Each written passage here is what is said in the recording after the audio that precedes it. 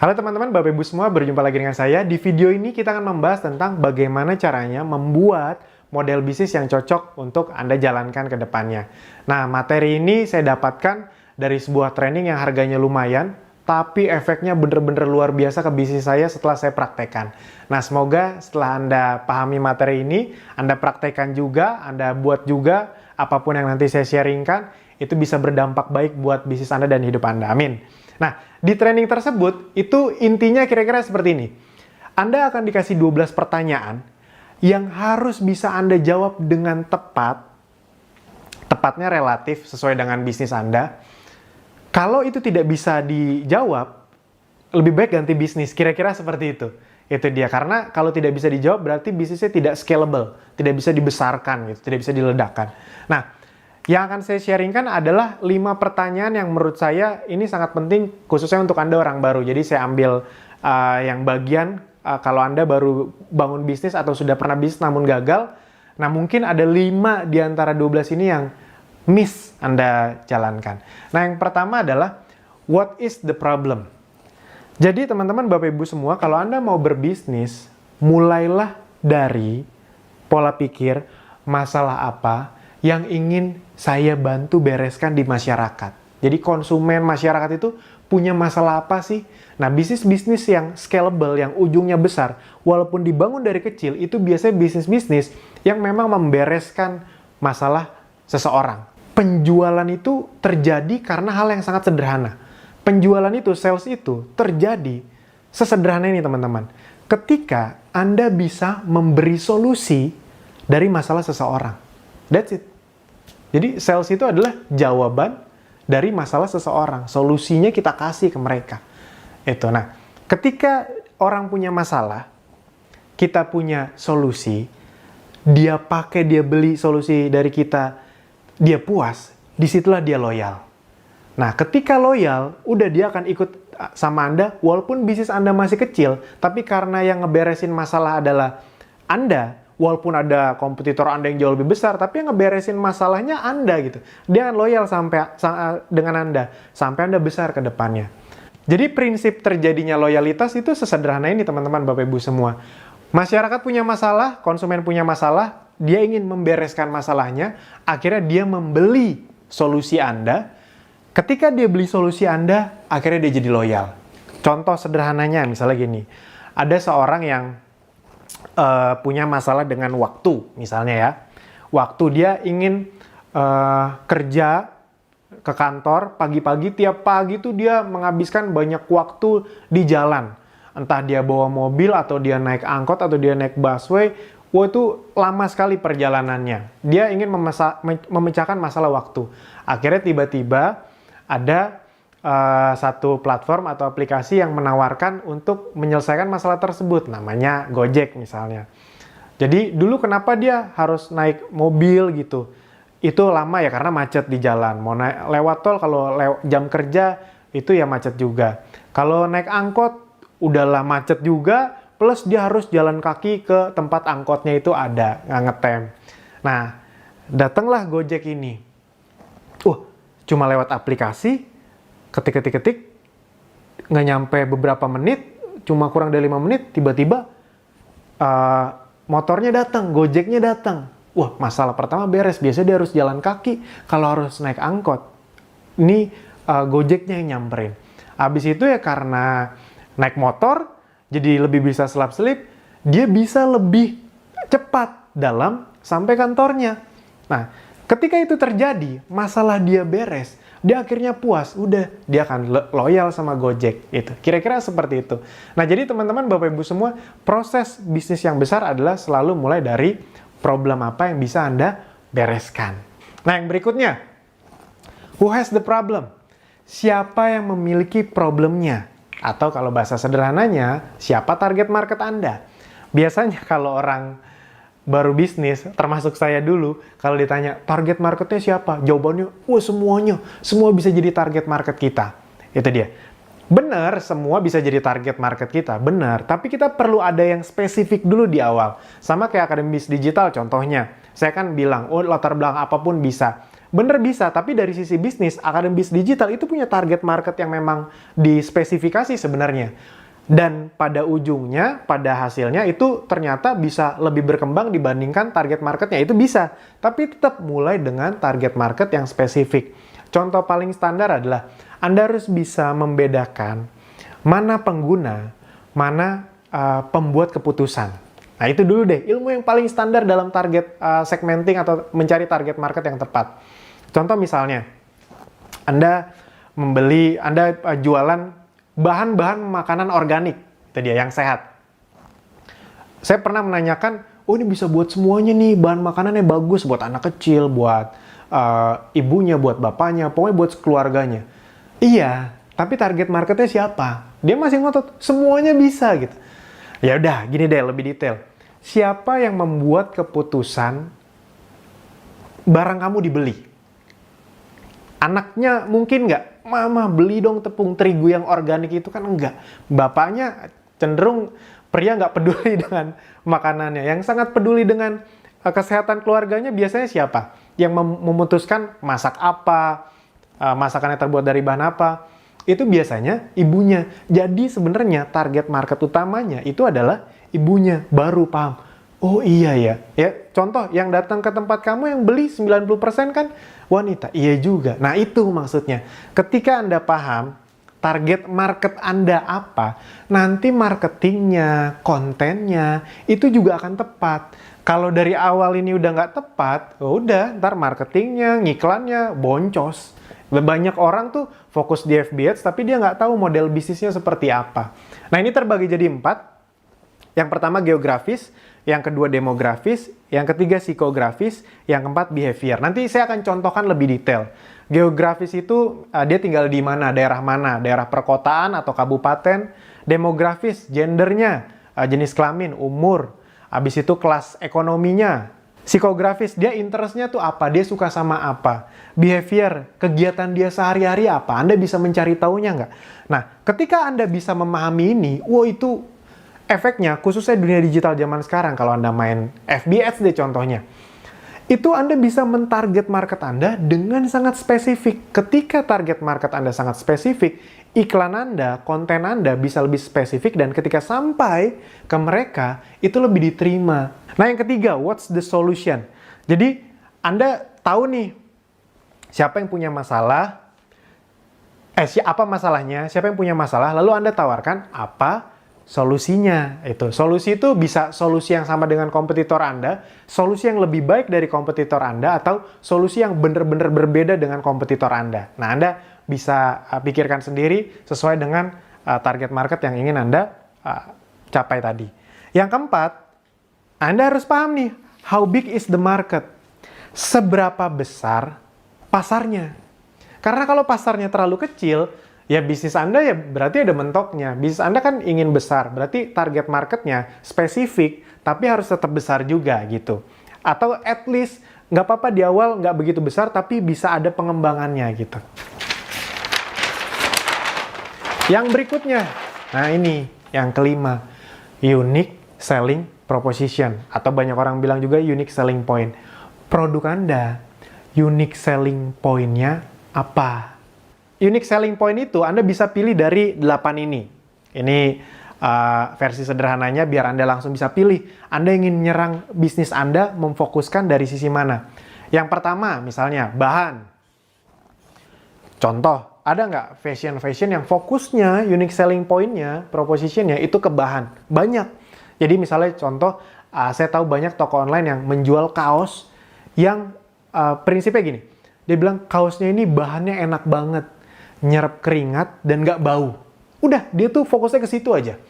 Nah, itu kan sebenarnya menjawab masalah dari masyarakat yang punya masalah gampang keringetan. Dan kalau keringetan, lepek, bau, kayak gitulah kira-kira.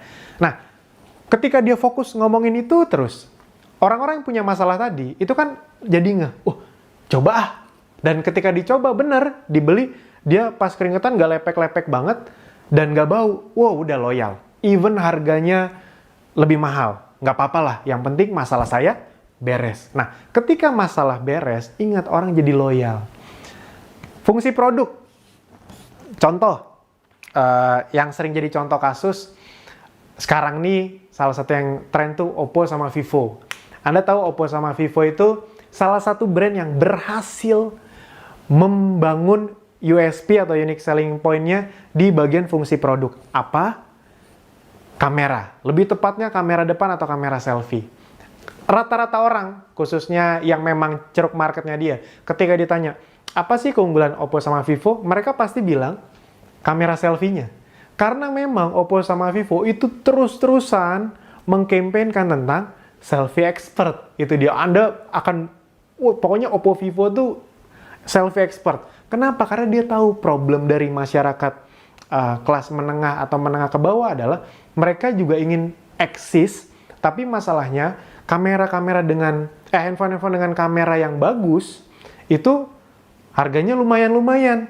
Nah, dia memfokuskan diri dengan harga yang cukup terjangkau, tapi kameranya dia klaim sangat bagus, selfie expert. Pertanyaannya, apakah benar-benar paling bagus selfie-nya, kameranya? Nggak tahu, itu Anda yang menilai. Tapi karena terus-menerus dikampanyekan, ya udah, itu yang orang hafal. Ketika orang hafal, ya udah, orang kan pengen eksis sekarang, pengen posting. Dan rata-rata yang diposting kan muka sendiri, itu dia, selfie. Nah, makanya disitulah mereka akhirnya meledak.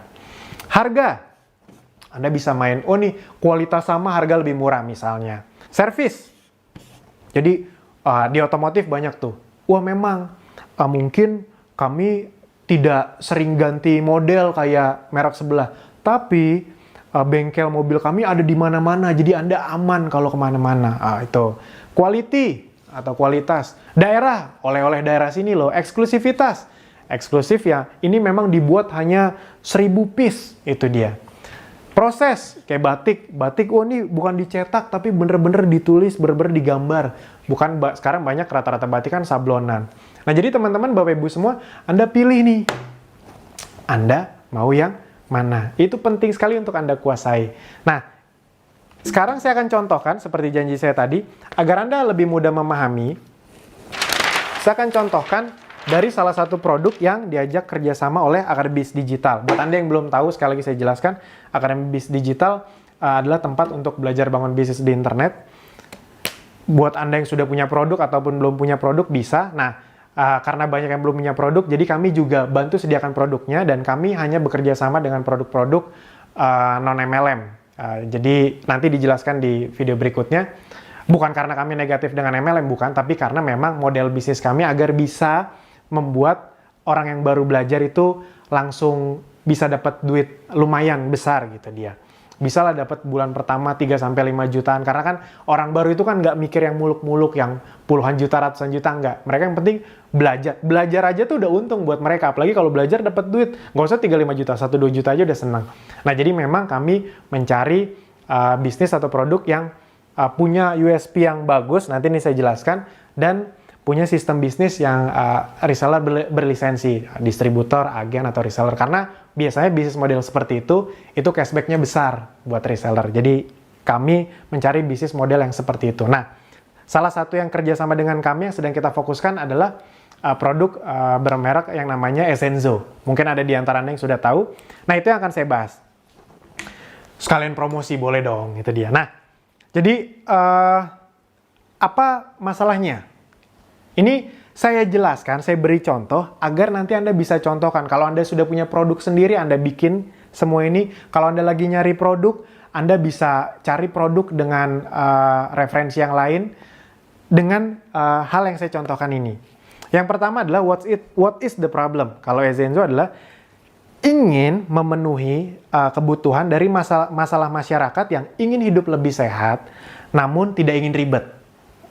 Orang tuh prinsipnya ingin hidup lebih sehat, tapi males yang ribet-ribet. Nah, rata-rata kan kalau kita ngomong dengan segala sesuatu yang kesehatan, di otak masyarakat itu kan adalah sesuatu yang jadi lebih ribet. Harus olahraga lah, harus minum suplemen yang harus diminum lah, kan itu sering lupa apa segala macam. Jadi cenderung lebih ribet. Habis itu harus bawa air kemana-mana kan jadi lebih rumit, kira-kira seperti itu. Nah, Essenzo menawarkan satu produk yang luar biasa berupa essential oil yang itu sangat praktis sekali penggunaannya. Efeknya untuk kesehatan sangat luar biasa. Itu tidak usah saya bahas di sini, tapi saya hanya ngebahas menjawab masalah dari masyarakat yang nggak pengen ribet. Karena essential oil dari Essenzo, cara pemakaiannya hanya dioles dan dihirup. Oh, itu sangat luar biasa sekali efeknya. Contoh misalnya kalau Anda sakit gigi itu pakai ginger, ekstrak dari ginger. Itu hanya 1 tetes Anda oles, 1-2 tetes Anda oles di bagian yang sakit, dari luar ya, bukan dari dalam ya. Di kumur juga bisa, tapi biasanya dioles 1-2 tetes saja. Itu banyak sekali testimoni yang bilang 5-10 menit sakit giginya hilang. Anda kebayang nggak? Cuma dioles atau dihirup. Itu karena itu bener-bener ekstrak, konsentrat tinggi dari satu tumbuh-tumbuhan. 100% alami. Nah, jadi teman-teman, Bapak Ibu semua, itulah yang dijawab oleh Essenzo. Yang kedua, who has the problem? Nah, ini kita waktu itu sengaja ngambil satu produk yang memang ceruk marketnya adalah yang saya sebutkan ini. Yang pertama adalah ibu rumah tangga. Jadi biasanya dia orang yang sudah menikah. Kalau bisa dikhususkan lagi yang punya anak umur 5-10 tahun. 12 bulan sampai 10 tahun. Dan umur dari ibu rumah tangga tersebut, umurnya itu 27 sampai 45 tahun. Biasanya umur-umur segitu sudah mulai punya anak. Habis itu pekerjaannya apa ibu rumah tangga? Kelas perekonomiannya C, B, atau A. Tinggalnya di mana? Di perkotaan atau kota kelas 1. Psikografisnya, interestnya apa? Interestnya adalah orang-orang yang memang suka dengan hidup sehat, herbal minded, jadi suka dengan organik yang alami, karena essential oil dari Essenzo itu 100% alami, healthy lifestyle, dan behaviornya adalah orang-orang yang suka menggunakan sosmed. Jadi kami bisa menyerangnya, ibarat kata mentarget market-market tersebut dari sosmed. Yang ketiga, what is the solution? Ya tadi, orang ingin lebih sehat, tapi malas ribet. Essential oil, produk alami 100% dan sangat praktis. Sangat praktis, dihirup, atau dioles 1-2 tetes. Apa coba yang lebih praktis dari itu? Produk apa coba? Produk yang diliatin. Kalau ada ntar produk yang diliatin sembuh, nah nanti kita jual tuh, coba tuh. Produk diliatin doang sembuh. Tapi ya sementara ini yang paling praktis ya dihirup sama dioles.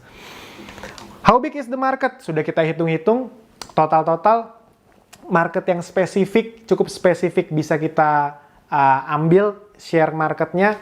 Ini sebenarnya bisa lebih berkembang lagi, tapi anggap saja kita cari yang paling spesifik, itu ada sekitar 15 juta.